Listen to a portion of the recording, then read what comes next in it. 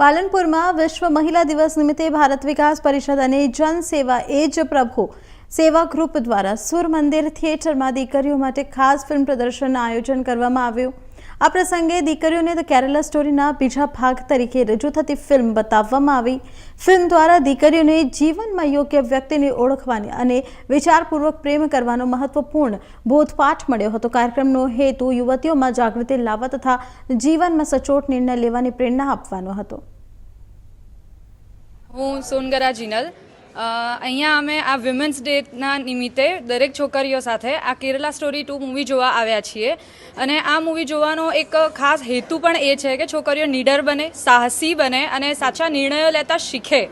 કારણ કે જીવનમાં ઘણી બધી પરિસ્થિતિઓ એવી આવે છે કે જ્યારે છોકરીઓ નિર્ણય લેતા સમયે ખૂબ જ મુશ્કેલીમાં મુકાઈ જાય છે અને એ મુશ્કેલી વખતે એમને નથી સૂચતું કે શું કરવું શું ના કરવું। એ જ સમયે ખુદના અંદરની અવાજને સમજો, જાણો અને પોતાની અંદર એક શક્તિ છે અને જાગૃત કરો અને તમારા માતા પિતા વિશે વિચારો અને આજુબાજુની વસ્તુઓ સમજી વિચારીને અને નિર્ણય લેતા શીખો તમે। અને આ જ રીતે આ કેરલા સ્ટોરી 2 પરથી તો એ બધું ઘણું ખરું જાણવા મળે પણ છે, શીખવા મળે પણ છે કે તમે સાહસી છો, નીડર છો, તમે નિર્ણય લઈ શકો છો અને તમારે ડરવાની જરૂર નથી પણ એક રૂપ થવાની જરૂર છે અને નિર્ણય લો, સાચા નિર્ણય લો। સો મારું નામ આસ્થા રાવલ છે।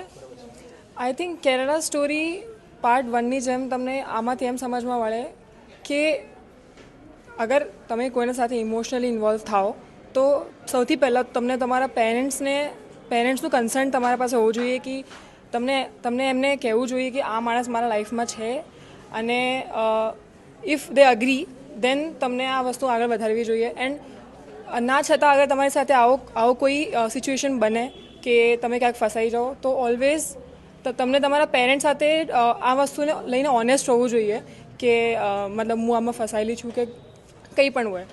એન્ડ આઈ થિંક પેરેન્ટ્સ તમને ક્યારે પણ એ વસ્તુમાં ક્રિટિસાઇઝ નહીં કરે, they will always help you at the end of the day. So that's all.